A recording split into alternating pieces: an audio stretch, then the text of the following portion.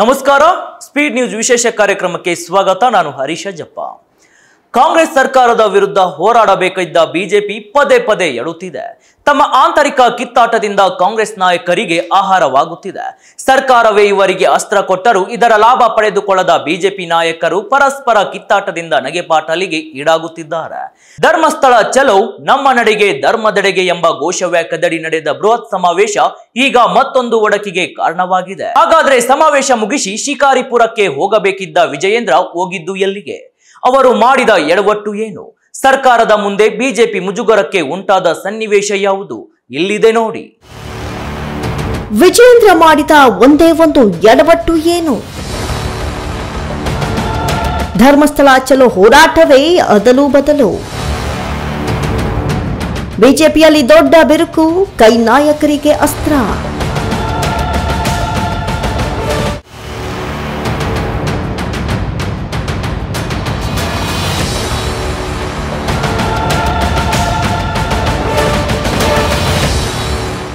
ಹರ ಹರ ಮಹಾದೇವ.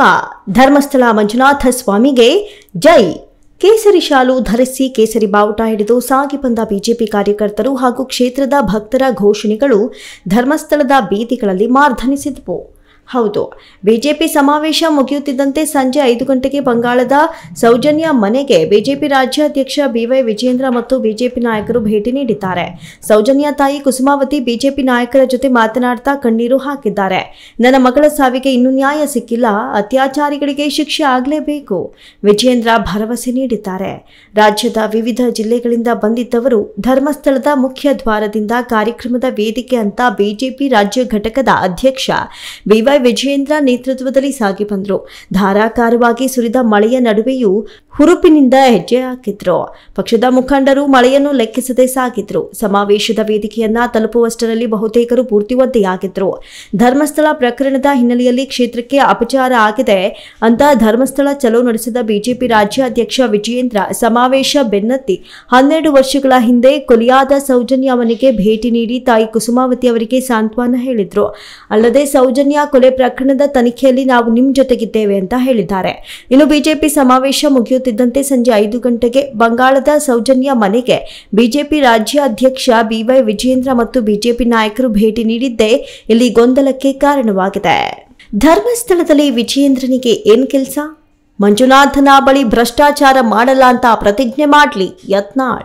ಧರ್ಮಸ್ಥಳ ಗ್ರಾಮದಲ್ಲಿ ಅನಾಥ ಶವ ಹೂಳಲಾಗಿದೆ ಅಂತ ಅಪಪ್ರಚಾರ ಮಾಡಿ ಕ್ಷೇತ್ರದ ವಿರುದ್ಧ ಅಪಪ್ರಚಾರ ಮಾಡುತ್ತಿರುವವರ ವಿರುದ್ಧ ಬಿಜೆಪಿ ಧರ್ಮಸ್ಥಳ ಚಲೋ ಯಾತ್ರೆ ಮಾಡಿತ್ತು. ಧರ್ಮಸ್ಥಳಕ್ಕೆ ಭೇಟಿ ಮಾಡಿ ವೀರೇಂದ್ರ ಹೆಗಡೆ ಅವರನ್ನ ಭೇಟಿ ಮಾಡಿದ್ರು. ಈ ಬಗ್ಗೆ ಶಾಸಕ ಯತ್ನಾಳ್ ಮಾತನಾಡಿದ್ದಾರೆ. ಧರ್ಮಸ್ಥಳ ಪ್ರಕರಣದ ಬಗ್ಗೆ ಕರ್ನಾಟಕದ ಸ್ವಾಮೀಜಿಗಳ ನಿಯೋಗ ದೆಹಲಿಯಲ್ಲಿ ಕೇಂದ್ರ ಗೃಹ ಸಚಿವರನ್ನ ಭೇಟಿಯಾಗಿ ಧರ್ಮಸ್ಥಳ ಗ್ರಾಮ ಮತ್ತು ಕ್ಷೇತ್ರ ಶವ ಹೂತಿರುವ ವಿಚಾರವಾಗಿ ಮಾತನಾಡಿರೋದ್ರ ಬಗ್ಗೆ ಯತ್ನಾಳ್ ಮಾತನಾಡಿದ್ದಾರೆ.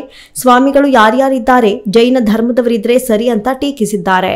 ವಚನಾನಂದ ಸ್ವಾಮೀಜಿ ತನ್ನ ಜಾತಿಗೆ ಏನು ಮಾಡಲಾರದವ, ಇನ್ನು ಧರ್ಮಸ್ಥಳದ ಬಗ್ಗೆ ಏನ್ ಮಾತಾಡೋದು? ಸುಮ್ಮನೆ ಇದು ನಾಟಕ. ಸ್ವತಃ ಪಂಚಮಸಾಲಿ ಸಮುದಾಯವೇ ದಿವಾಳಿಯಾಗಿ ಹೋಗಿದೆ. ಈಗ ಹಿಂದೂ ಸಮಾಜ ಸನಾತನ ಧರ್ಮ ಅಂತ ಹೊಸ ನಾಟಕ ಎಬ್ಬಿಸಿದ್ದಾರೆ. ವಚನಾನಂದರನ್ನ ದೆಹಲಿಗೆ ತೆಗೆದುಕೊಂಡು ಹೋಗಿದ್ದಾರೆ ಅಂದ್ರೆ ಇದು ಸುಮ್ಮನೆ ವಿಜಯೇಂದ್ರನ ಕಂಪನಿ ಅಂತ ಅನ್ಸುತ್ತೆ ಅಂತ ವಿಧಾನಸೌಧದಲ್ಲಿ ವಿಜಯಪುರ ನಗರ ಶಾಸಕ ಬಸನಗೌಡ ಪಾಟೀಲ್ ಯತ್ನಾಳ್ ಹೇಳಿದ್ರು. ಸೌಜನ್ಯ ಪ್ರಕರಣದಲ್ಲಿ ಹೈಕೋರ್ಟ್ ವರೆಗೆ ಆಗಿರುವ ಆದೇಶಗಳು ಎಲ್ಲವೂ ಚಿಂತನೆ ಆದ ಮೇಲೆ ಎನ್ಐಎಗಾದ್ರೂ ಕೊಡಲಿ, ಇಲ್ಲ ರಾಜ್ಯ ಸರ್ಕಾರವೇ ಎನ್ಐಎಗೆ ಕೊಡಬಹುದಲ್ಲ. ರಾಜ್ಯ ಸರ್ಕಾರವೇ ಸಿಬಿಐ ಎನ್ಐಎಗೆ ಏನಾದ್ರೂ ಕೊಡ್ಲಿ. ಇನ್ನು ವಿಜಯೇಂದ್ರ ಸುಪ್ರೀಂ ಕೋರ್ಟ್ ಖರ್ಚು ನೋಡಿಕೊಳ್ಳುವ ಅವಶ್ಯಕತೆನೇ ಇಲ್ಲ. ಅವರಿಗೆ ಸೌಜನ್ಯ ಪ್ರಕರಣದ ಮೂಲಕ ಯಾರನ್ನು ಟಾರ್ಗೆಟ್ ಮಾಡಬೇಕಿದೆ. ಅದಕ್ಕೆ ನಾವೇನು ಸೌಜನ್ಯ ಪ್ರಕರಣದಲ್ಲಿ ಯಾರನ್ನು ಉಳಿಸಬೇಕು ಅಂತ ಇಲ್ಲ. ಯಾರೇ ಆದ್ರೂ ಶಿಕ್ಷೆ ಆಗಲೇಬೇಕು. ಯಾವುದೇ ತನಿಖೆ ಆದ್ರೂ ನಮ್ಮದು ಯಾವುದೇ ತಕರಾರು ಇಲ್ಲ ಅಂತ ಯತ್ನಾಳ್ ಹೇಳಿದ್ರು. ಅಷ್ಟೇ ಅಲ್ಲ, ಹೇಗಿದ್ರು ವಿಜಯೇಂದ್ರ ಧರ್ಮಸ್ಥಳಕ್ಕೆ ಹೋಗಿದ್ದಾರೆ. ಸೌಜನ್ಯರ ಮನೆಗೆ ಭೇಟಿ ನೀಡಿದ್ದಾರೆ. ಮಂಜುನಾಥ ಸ್ವಾಮಿ ಬಳಿ ಬೇಡಿಕೊಳ್ಳಲಿ. ಇನ್ನು ಮುಂದೆ ನಾವು ಭ್ರಷ್ಟಾಚಾರ ಮಾಡಲ್ಲ, ಒಂದೇ ವಂಶದವರು ಆಡಳಿತ ಮಾಡಲ್ಲ ಅಂತ ಮಂಜುನಾಥ ಸ್ವಾಮಿ ಬಳಿ ಪ್ರತಿಜ್ಞೆ ಮಾಡಬೇಕಿತ್ತು.